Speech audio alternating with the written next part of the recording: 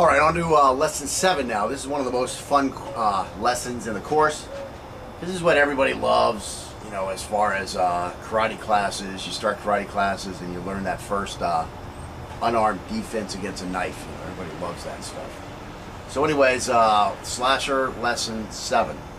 The goal is to introduce knife awareness, the concept of blading, the modified X block, principles of unarmed versus armed threat, and a customizable unarmed concepts to combat a knife-wielding threat, so that we will have a chance to dictate the action and take control of the threat's ability to continue an attack. Alright, so let's see. When the situation arises where we are facing an attacker who is armed with a knife while we have no weapon, there will be no time to think about how will be the best way to deal with the situation. Instead, we must have an instantaneous response that is able to get the would-be attacker on the defense immediately. Although it is counterintuitive, we have to move forward immediately. Again, if you're in the military, you understand when you walk into a near ambush, you know, you have to attack the ambush. In a far ambush, you have, you know, you can look for cover and you can run away like a little bitch, right? I've been there and done that. But when you have a near ambush, you have to train yourself to immediately attack the ambush. You have to fight through the kill zone to find safety. That's all there is to it. You're just too close to run away. You're just going to stay in the kill zone longer than if you run at the ambush. And you don't want to go to the flanks because they usually have some little booby traps out there to take you out that way. Plus they might have some guys sitting out there to pick you off that way if they've laid a really nice ambush. So anyways, same thing with a knife. You know, what do you got to do? You've got to stop the knife, okay?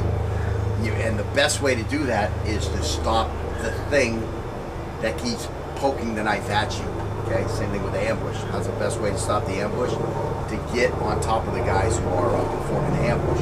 So yes, it's very counterintuitive, but if you want to survive, that's what you have to do. One thing you absolutely positively can't do is you can't continue to step back, and hope that you're just going to continue to block this guy's knife. Hang on. Broward Sheriff is out there.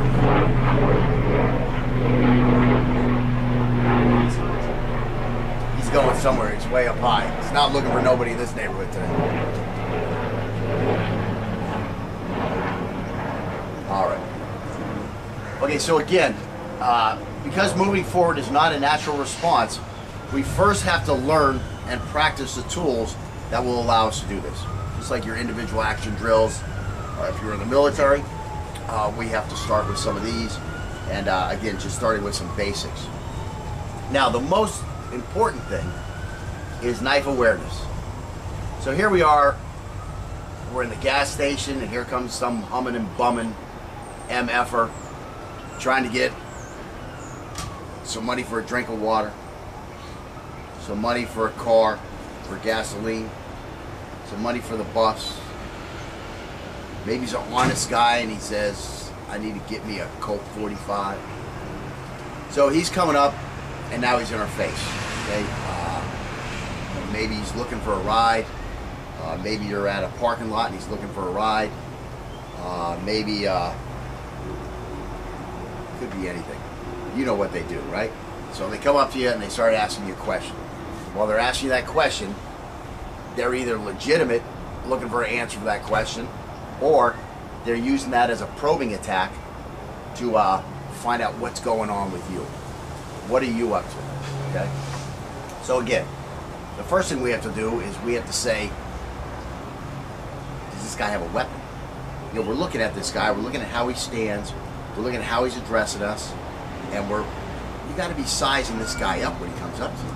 If you're not, well, you're the guy he was looking for. Okay? So you got to size this guy up immediately. What I like to do is I start off with a question to them. As soon as I see the guy coming up to me, I ask him for $5. I just turn the tables. Yo, man, you got $5? I got 8 kids. My car doesn't have aircon. I need some money for gas, man. And they walk away. That ends it just like that. Of course, I do have my hand on my knife. I am bladed. You know, I'm ready to go with this guy, right? So that's what you have to do. But of course, so we're going to see if he has a knife. So we need knife awareness. The first tool is our ability to interpret the threat's intentions. That's what I was just talking about. Before he has a chance to act on them. Anytime a potential threat's hand or hands are hidden from our view, we must assume that he is hiding a weapon. So again, this guy comes walking up to you to ask you for $1, and he's got his hand behind his back. What the F is going on? What is he doing? Why does he have his hand back here, hidden from your view? This is a guy who you immediately have to assume has bad intentions. Because people don't do that. When they come up, they talk to you, they're more likely to have their hands out in front of you. I mean, if you're asking them, hey man, can you do me a favor? I mean, this is what you're doing when you're like a little beggar. You gotta get your hands out here like in the begging mode. If the guy's hands aren't out that, and there's a hand behind his back, or a hand in his pocket, you have to immediately assume that this guy has a plan for that hand. That's why he's got it there. So again, by realizing that he may already have a weapon positioned to attack us, we can now start customizing our, when he does X, I will do Y, for this contingency of this hidden hand. You know, a thing that I tell a lot of people is just take that gas nozzle out of the car and point it right at his face. Now as soon as something comes out, just squirt him with a face full of gas. That's going to thwart this guy's attack. You don't even have to have a knife or a gun on you. Just shoot right in his face, right? He's out of the fight. Now maybe he'll spark something when he brings his knife out, and then he'll be on fire, and then you can start laughing your ass off. So anyways, when we're talking about the contingency, for example, though a kick may be one of our best weapons, we wouldn't want to initiate a knife counter with a kick for reasons that we'll discuss in much more detail later on. So you got to be thinking about something else. What else am I going to do? I mean, I'm a Taekwondo guy. I have great kicks. Well, you don't want to kick this guy if his hand is hidden and you think he's got a knife. Because the last thing you want is that knife to get between your kick and his body, and now all of a sudden you have a cut leg and he's still got a knife in his hand. Now, you know, you've ruined your mobility. Maybe you've fallen on the ground, and now this guy has a knife and he's poking at you with it, you know. It's just not where you want to be. Of course, you're probably going to be a little bitch and start begging for your life and throw him your wallet, which, you know, what other choices do you have at that point, right? You already messed up and lost the fight. It's not the only choice you have, but it's probably the safer one, let's say. Okay, so anyways, in the training triad, awareness is under the mindset umbrella.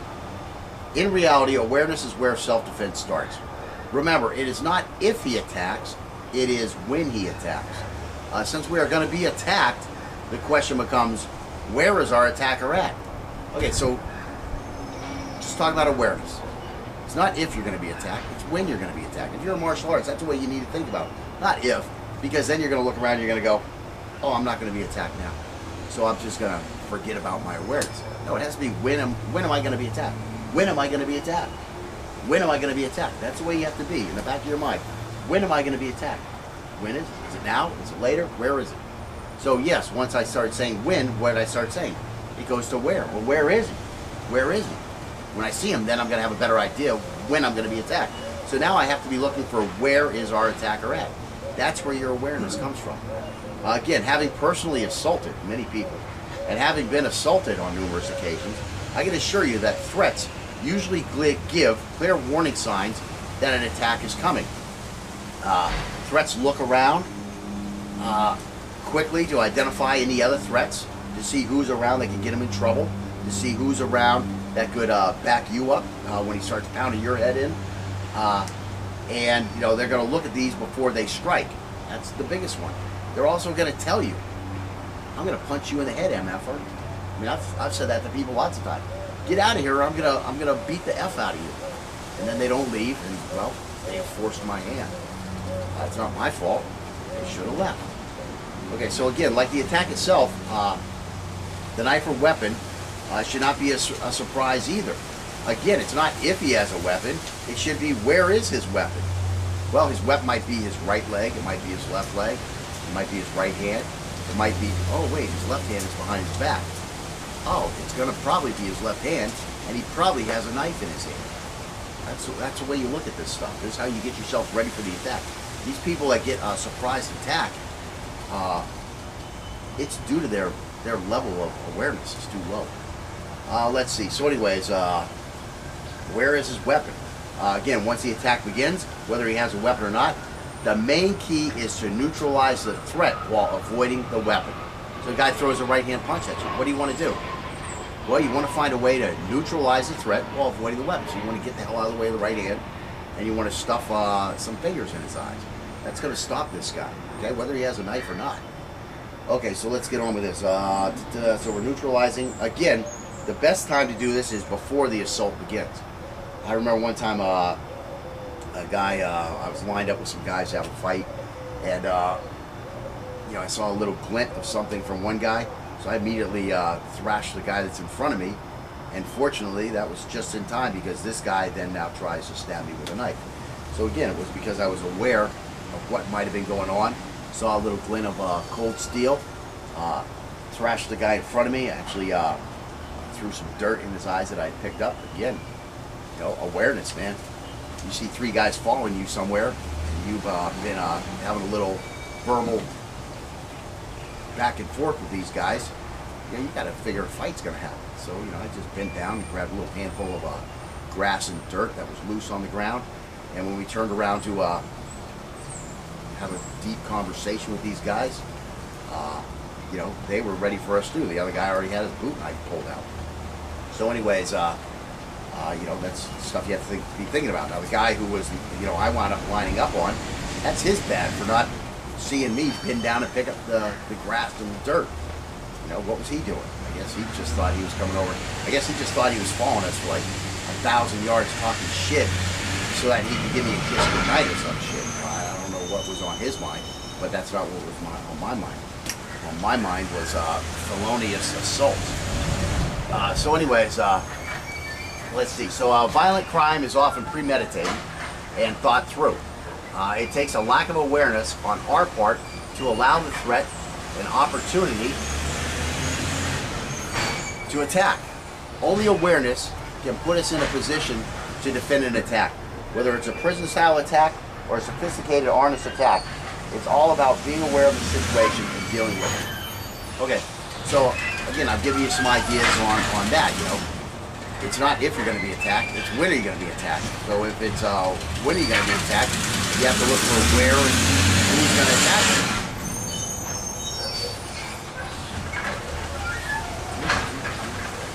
You get it? Makes sense, right? Fucking awareness by far is the first step of self-defense. Why do I never have fucking troubles nowadays? Now I don't fight and I don't go where I'm not supposed to? Because nobody ever gets a fucking chance, you know? So anyways, you know, awareness is your first line of self-defense. If you've been going to a karate instructor for a day, a month, a year, 7 years, and your instructor has not talked to you about awareness, he's a fucking idiot, okay? You need to dump this guy, okay?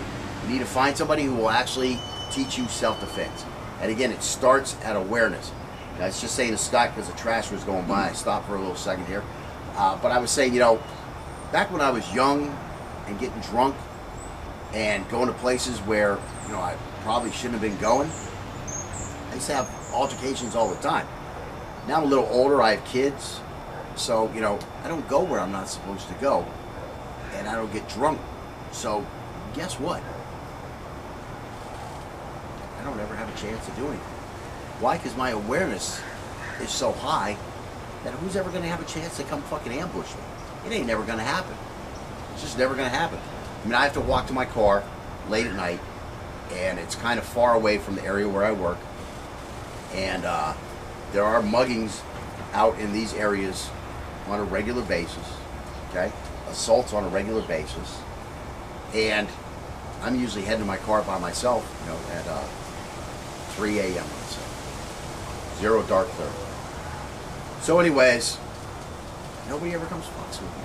I see people out there. I see, you know, people sitting here looking at people. I see people over here looking at people. I see people walking around over here looking at people. But when they see me, they see a guy who has his head up on a swivel, looking back and forth. When I get to my car, you know, I take my backpack off. I have it ready. I have my keys ready before I get to my car. And, you know, I set my bag down on, well, I actually have a truck on the end of the bed towards the cabin. I look around, and then I put my keys and I open. these guys have to be thinking, what a dick. This guy is not going to let me rob him. That's just the way it is. Of course, I always have a knife in my bag also. And once I get my car, I have a gun, because I can't carry my gun into work. So, I get that set up. So when I go to the gas station, I'm ready when I'm at the gas station. One time I wasn't ready. I think I told that story earlier, where the dude came up as I was kidding up and almost shit his pants. So, he had bad intentions. So anyways, awareness. Awareness is where it starts. If your instructor isn't talking about awareness, he's a jerk off who doesn't know it. I don't care how high a don he is. I don't care what guru or whatever he has before his name. If he hasn't talked to you about awareness in a lot of detail, something you got to keep reminding the fucking idiots as it evaporates. He's a piss poor instructor. That's all I have to say. I don't care how many trophies he has. I don't care how many articles he's been in with black belt. If he's not teaching you awareness as the first level of self-defense, he's an idiot. Okay, so bladed position. Okay, so one of the things we want to talk about is a bladed position. We've talked about this a little bit, but anytime we are interacting with someone where we are not at comfort with, so again, we're not in our green zone, we need to establish a non-aggressive defensive posture that will allow us to easily transition into our, if he does X, I will do Y action phase. So again, what do we like to do? When we're in our fighting stance, we like to lead with our left foot. Well, the bladed position, we're going to lead slightly with the leg we prefer to lead with while fighting. For most righties, this will mean that our left foot must be slightly in front of the right foot, and our hips should be facing slightly to our right, rather than being perpendicular to our line of sight as we address the person in front of us. Again, bladed position. I think it's also called like the LAPD interview position, I think they call it, because they're famous for instructing other law enforcement agencies. Again, our knee should be slightly bent, and the heel of our rearward foot should be raised slightly. Our hands should be held open with our palms facing in front of our chest, slightly under our field of vision, and we should be talking with our hands, and we want to look defensive and passive. Okay, so let me give you a quick. Okay, so again, so you have a left and right view a little bit back and a forward view. Again, I'm a righty, so if on my fighting stance, I want this left leg forward. This is all I really have to do. This is it right here. So this guy comes up to me, he's humming and bumming. Hey man, what's up? Put these hands out in front of you, that's all you gotta do. Now all of my weapons are still on line for an attack. Got this one here, this one here, this one here, this one here. So I've still got all these forward. I'm just talking to this guy, kind of like with my hands up like stop, stay back. Same thing we're gonna do our empty hand course. So I'm here like this. So again, bladed position, give this guy this hand. If he does anything, I see him reaching where he doesn't want to, boom, this can go right out into his face immediately. And I've got everything covered. That's where I'm gonna start from. So he thinks I'm just like, stop, I'm a pussy. But really, this is a fighting stance. This is all I gotta do to turn it into a full fighting stance. That's it. So here we are here. This is in between him and me. I move these hands around and talk it. Hey man, what's going on? I got the gas nozzle. Just put the gas nozzle there. Hey man, what's going on? Yeah, he's got to put him on the defensive. So that's our bladed position. It's that simple. And I hope that you're just going to continue to block this guy's knife. Hang on. Broward Sheriff is out there.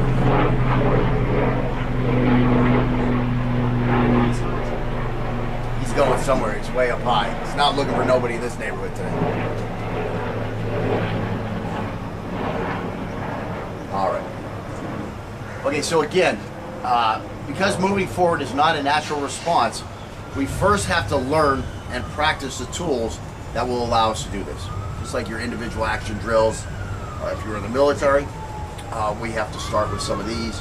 And all right, on to lesson 7 now. This is one of the most fun lessons in the course. This is what everybody loves. As far as karate classes, you start karate classes and you learn that first unarmed defense against a knife. Everybody loves that stuff. So anyways, slasher lesson 7. The goal is to introduce knife awareness, the concept of blading, the modified X block, principles of unarmed versus armed threat, and a customizable unarmed concepts to combat a knife-wielding threat. So that we will have a chance when you walk into a near ambush, you have to attack the ambush. In a far ambush, you have, you can look for cover and you can run away like a little bitch, right? I've been there and done that. But when you have a near ambush, you have to train yourself to immediately attack the ambush. You have to fight through the kill zone to find safety. That's all there is to it. You're just too close to run away. You're just going to stay in the kill zone longer than if you run at the ambush. And you don't want to go to the flanks because they usually have some little booby traps out there to take you out that way. Plus they might have some guys sitting out there to pick you off that way if they've laid a really nice ambush. So anyways, same thing with a knife. What do you got to do? You've got to stop the knife, okay? And the best way to do that is to stop the thing that keeps poking the knife at you, okay? Same thing with the ambush. How's the best way to stop the ambush? To get on top of the guys who are performing the ambush. So yes, it's very counterintuitive, but if you want to survive, that's what you have to do. The one thing you absolutely positively can't do is you can't continue to step back, step back, step back to dictate the action and take control of the threat's ability to continue an attack. All right, so let's see. When a situation arises where we are facing an attacker who is armed with a knife while we have no weapon, there will be no time to think about how will be the best way to deal with the situation. Instead, we must have an instantaneous response that is able to get the would-be attacker on the defensive or defense immediately. Although it is counterintuitive, we have to move forward immediately. Again, if you're in the military, you understand